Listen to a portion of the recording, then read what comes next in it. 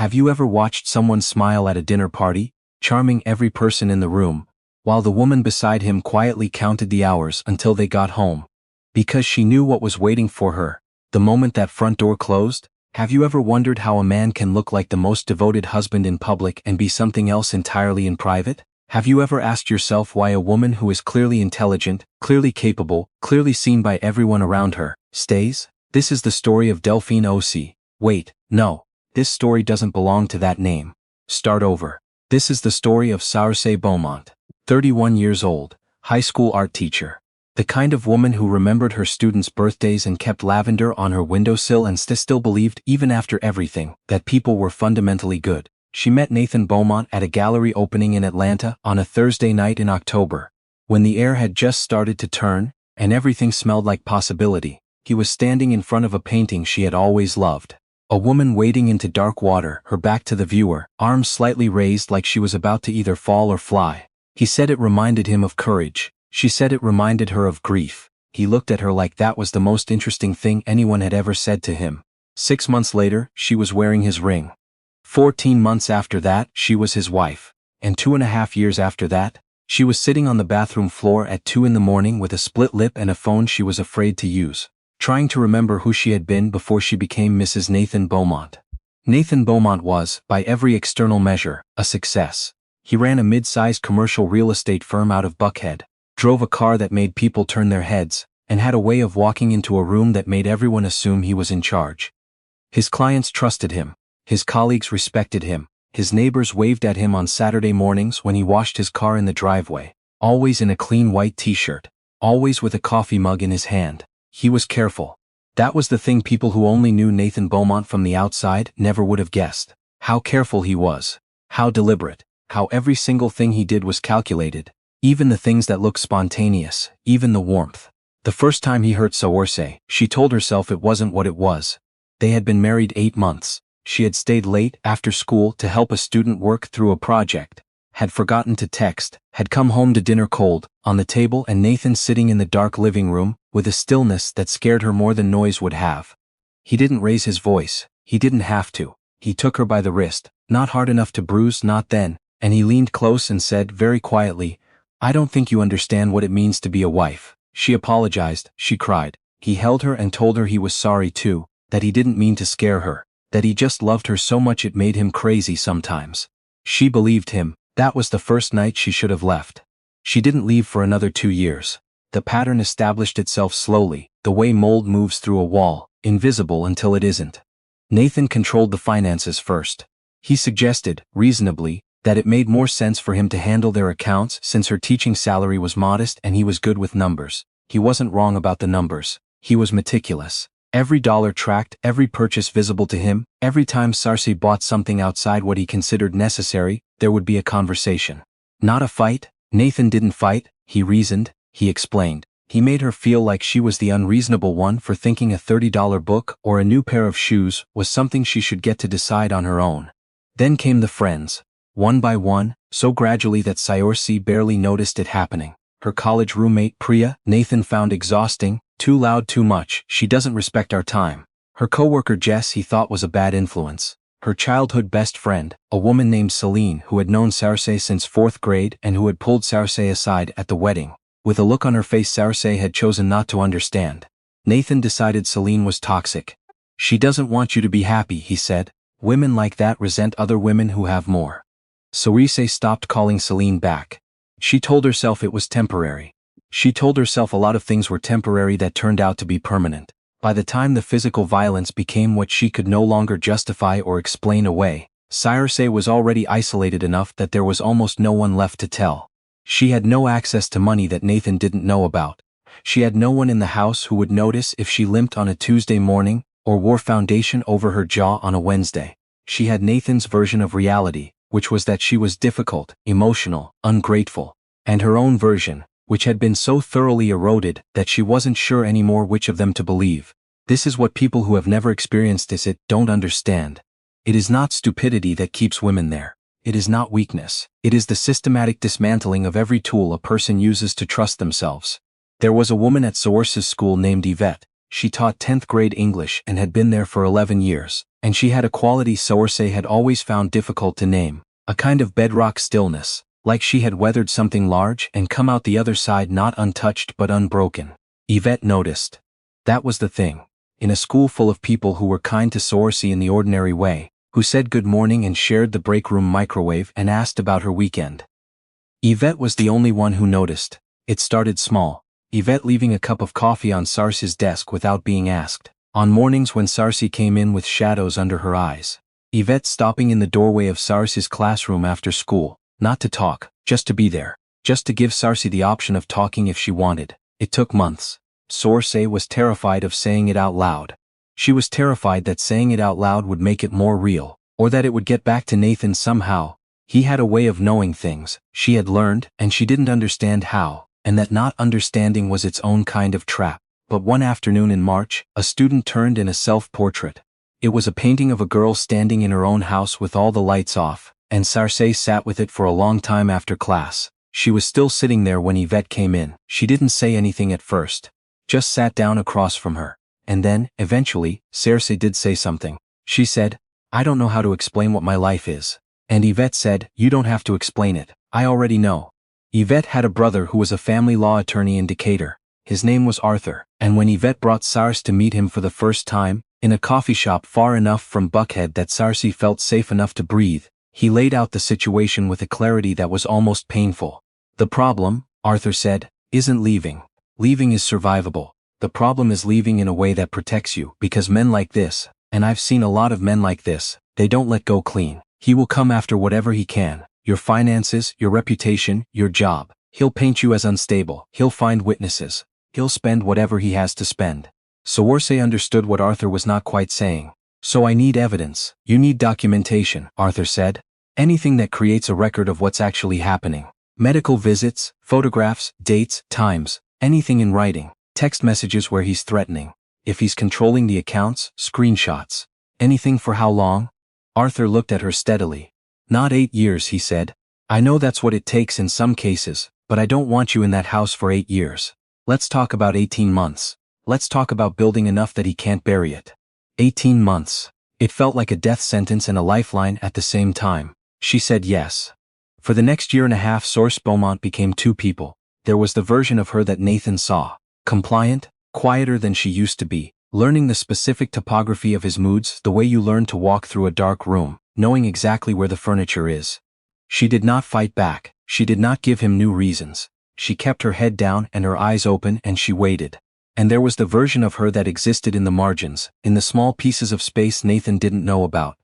The phone Yvette had given her, a prepaid one, that she kept inside a hollowed-out art supply case in a cabinet at school. The folder Arthur had set up on a secure drive. Every photograph, every screenshot, every date and time logged with the same precision Nathan had used to track her spending. The medical visits, always to a clinic across town, always documented, never explained away as clumsiness the way she had once explained them to the doctor near their house. Nathan noticed a change in her. He misread it. He thought she had finally understood. He thought she had finally become what he had been trying to make her. A woman who did not push back, who did not inconvenience him, who understood the correct order of things. He even became, briefly, almost kind. There were dinners out. There was a weekend trip to Savannah that, on the surface, looked like any other couple's anniversary trip. He put his hand on her knee in the car, and she kept her expression easy and thought about the folder on the secure drive and said, "This is nice." It was the most terrifying performance of her life. There was a woman named Demi, who had been Nathan's assistant at the firm for nearly 3 years. Sorsay had always felt something uneasy about Demi's presence but had told herself it was unfair, that she was being paranoid, that she was projecting. But about 8 months into the 18 months, Sorsay found a message on Nathan's personal phone that he had left unlocked on the kitchen counter, and it became clear that her instincts had not been wrong. She didn't confront him. She photographed the screen instead, calmly, and set the phone back exactly where it was, and went upstairs and sat on the edge of the bathtub, and let herself feel it for exactly 7 minutes.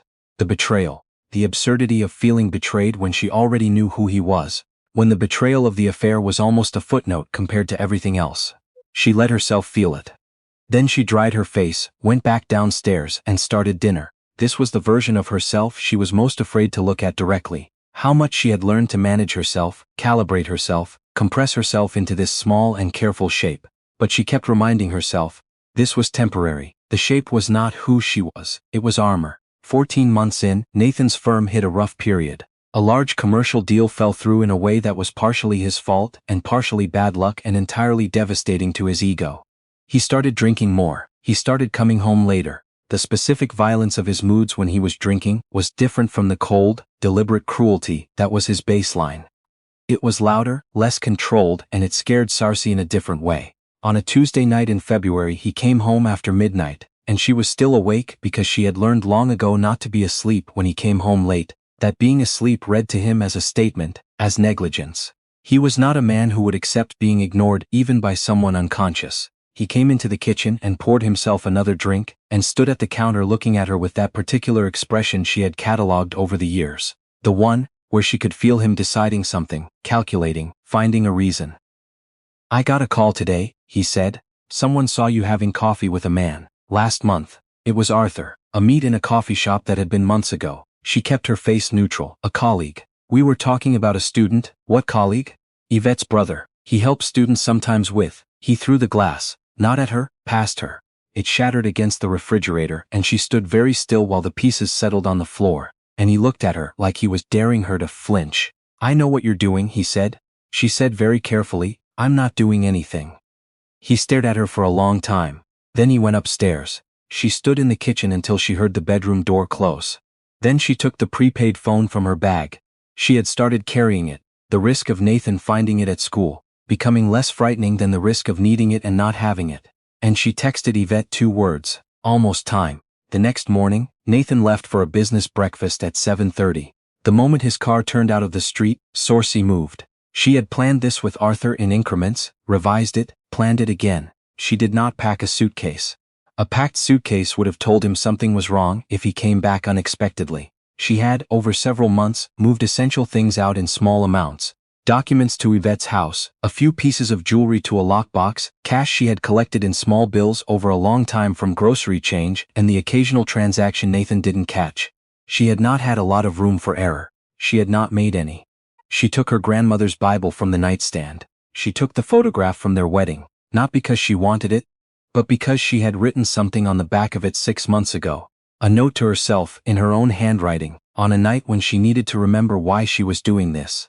"This is not love. I know what love is supposed to feel like and this isn't it. I am coming back to myself." She locked the front door behind her, stood on the front step for one moment, and then walked to Yvette's car at the end of the block. She did not look back at the house. Nathan Beaumont realized something was wrong when the silence became too complete. He came home to a house that looked exactly like a house that hadn't been fled. Everything in place, dinner not started, but that was not unusual, and called her phone, which rang in the kitchen drawer where she had left it, her real phone, the one he knew about. He spent the first hour assuming she was at the grocery store and had forgotten her phone. He spent the second hour calling Yvette's cell number, which he had found in Searce's old contact list, and getting no answer. By the third hour, something in the quality of his certainty had shifted. He did not call the police.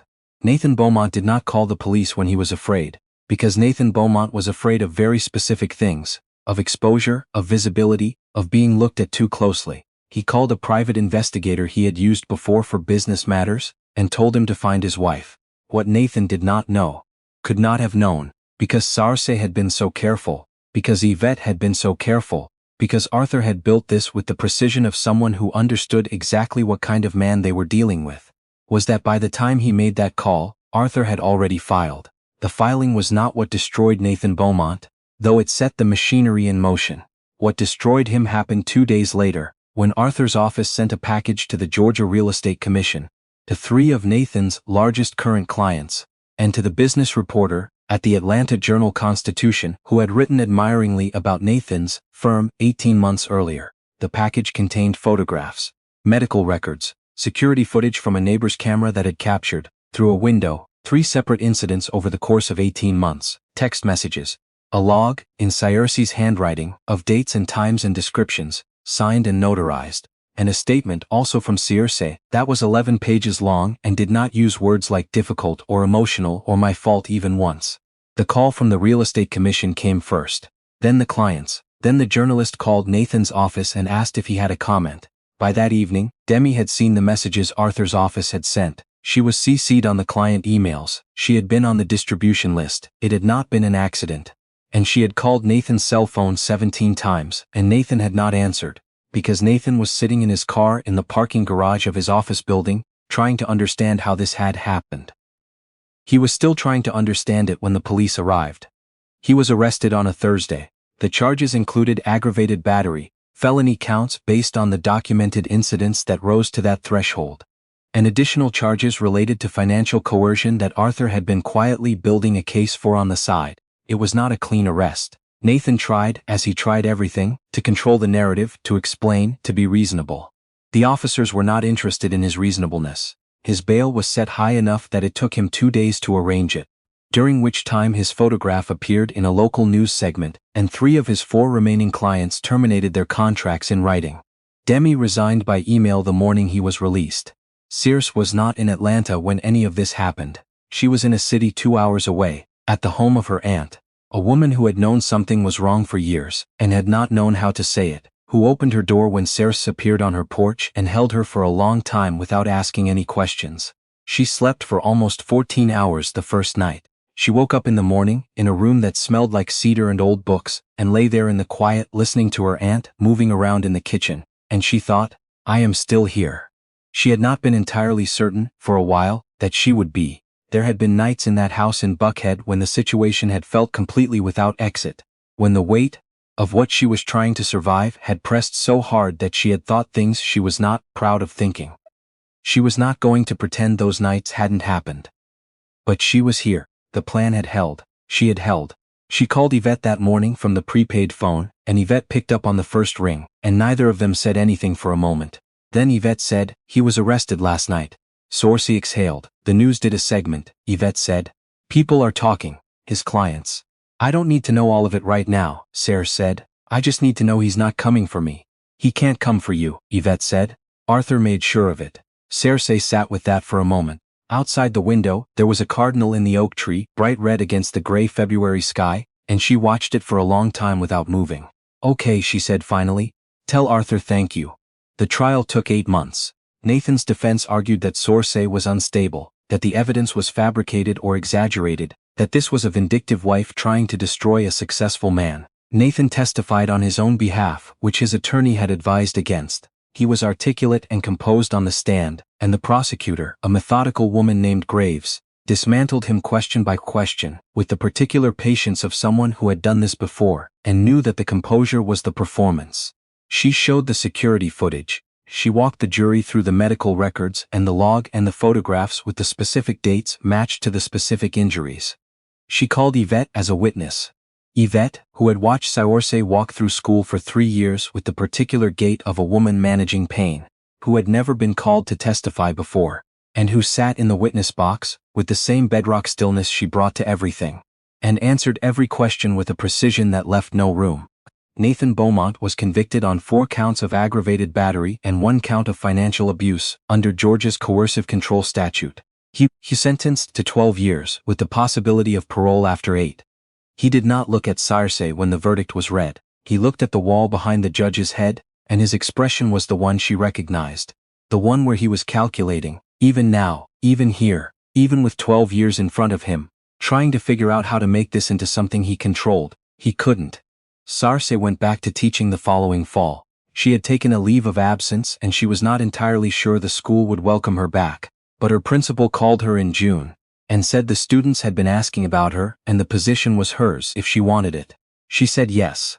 On the first day back, she walked into her classroom and stood for a moment at the front of it, looking at the rows of desks, and thought about what she had lost and what she had not lost, and how it was possible for both of those things to be large. A student she had taught 2 years ago stopped her in the hallway before first period. The girl was 17 now, a junior, and she looked at Sarce with the particular directness of a teenager who had not yet learned to filter things. Miss Sarce, the girl said, I'm really glad you're back. Sarce looked at her for a moment. This girl who had turned in that self-portrait, the girl standing in her own house with the lights off. Me too, Sarce said. She meant it more than she had meant almost anything in years. There is something people don't tell you about the aftermath. They talk about survival like it's a destination. Like once you're out you have arrived, Like the hard part is the getting out. But the getting out is only one part of it. The other part is learning to live in a body that spent years waiting for the next thing. Learning that the quiet is safe. That a door closing is just a door closing. That you do not have to read every room for threat before you enter it. That work takes longer than the escape. It is less dramatic. It does not make a clean narrative. Sarse started seeing a therapist in the spring, a woman who had a practice specializing in domestic trauma, and who did not rush her and did not tell her how she was supposed to feel about any of it. She painted again for the first time in years, not professionally, just for herself, in her aunt's back room on Sunday afternoons, and the things she made were uneven and sometimes ugly and completely hers. She was not fine. She was not fine. She was in the long middle of rebuilding something that had been systematically taken apart, and she was doing it piece by piece, in her own time, in the order that made sense to her. She thought about Celine sometimes, her childhood best friend, the one she had cut off because Nathan had said to. She thought about picking up the phone. She wasn't ready yet, but she would be. She thought about the woman in that painting she had seen at the gallery, the one wading into dark water, arms raised, back to the viewer. She used to say it reminded her of grief. She had said that to Nathan on the night she met him, and he had said it reminded him of courage, and she had thought that was romantic. Had thought they saw the same thing differently, which seemed like a good sign. She understood now that they had not been looking at the same painting at all. She understood now that the woman in the water had already decided. She was not grieving, and she was not being courageous. She was doing something quieter and harder and realer than either of those things. She was choosing herself. That is the thing Nathan Beaumont never understood. Even at the end, even in the courtroom, even with 12 years ahead of him. That a woman who has been stripped of everything she had will eventually find the one thing that can't be taken, and she will protect it with a patience and a precision and a silence that looks, from the outside, like compliance, like surrender, like she has finally learned her place. But she knows. She knows exactly what she's doing. And one morning, the door closes behind her, and she walks to the car at the end of the block, and she does not look back.